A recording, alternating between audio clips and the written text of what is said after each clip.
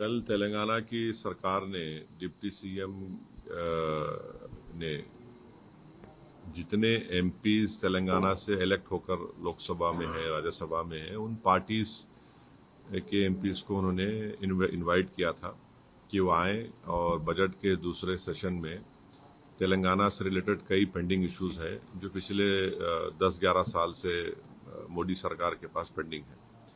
तो उस मीटिंग में हम भी गए, मगर अफसोस की बात यह है कि जो 8 एमपीज बीजेपी को यहां से तेलंगाना के अवाम ने जीत कर भिजाए थे, जिसमें 2 यूनियन मिनिस्टर भी हैं, उसमें से एक भी टर्नआउट नहीं हुआ। और उनका नहीं आना इस बात का पैगाम देता है कि वो सिर्फ जबानी खर्च करते हैं, तेलंगाना की जब इंसाफ की बात करते हैं। और फिर दूसरी पार्टी भी नहीं आई, बीआरएस। तो मसला ये है कि एक RRR रोड का मसला है, जिसको हैदराबाद की ट्रैफिक कंजेशन को दूर करने के लिए RRR रोड बहुत जरूरी है।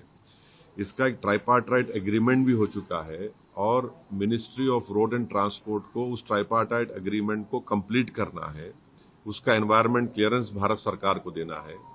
और वो जो काम होगा तो उससे हैदराबाद और सराउंडिंग में जो ट्रैफिक का मसला है और हैदराबाद के अतराफ में जो है, तो एक बहुत बड़ा इंप्रूवमेंट होगा उसमें।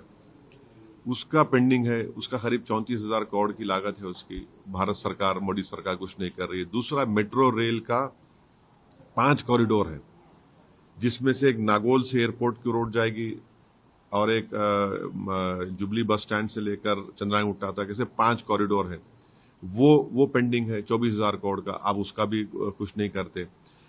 तीसरा जो है, आप ये देख लीजिए कि मूसी रिवर फ्रंट पर बापू घाट को तेलंगाना सरकार एक गांधी सरोवर के नाम से उसको डेवलप करना चाहती है और साथ में 11 हेरिटेज ब्रिजेस है।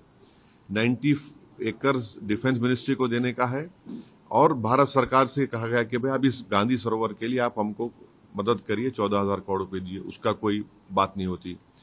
चौथी बात यह है कि एक जल शक्ति मिनिस्ट्री है, वहां पर गोदावरी से ड्रिंकिंग वाटर लाना है हैदराबाद और सराउंडिंग अर्बन लोकल बॉडीज के लिए, पानी के लिए, जो पानी की खिल्लत है। दूसरा, गोदावरी का पानी लाना है रिवर मूसी को क्लियर करने के लिए। आप इसको अमृत 2 में ले सकते, आप नहीं ले रहे हैं। फिर आप चले जाइए, एक कॉम्प्रिहेंसिव सीवरेज मास्टर प्लान बनाकर अर्बन डेवलपमेंट मिनिस्ट्री को दिया गया है, जितने हैदराबाद और सराउंडिंग में म्यूनिसिपैलिटीज हैं, वो उसका आप सैंक्शन नहीं देते अर्बन डेवलपमेंट मिनिस्ट्री वाले। फिर आप आ जाइए IPS cadre strength. Kerala Telangana से छोटा है, मेघालय, आसाम, पंजाब, झारखंड तेलंगाना छोटे हैं, वहां पर आईपीएस ऑफिसर ज्यादा है। तेलंगाना सरकार ये कह रही है कि भाई हमको 29 और इजाफा करिए, वो आप मंजूर नहीं करते। फिर रेल कनेक्टिविटी का मसला है, जिसमें 8 लाइन्स को बढ़ाना है, उस पर कोई हरकत नहीं होती।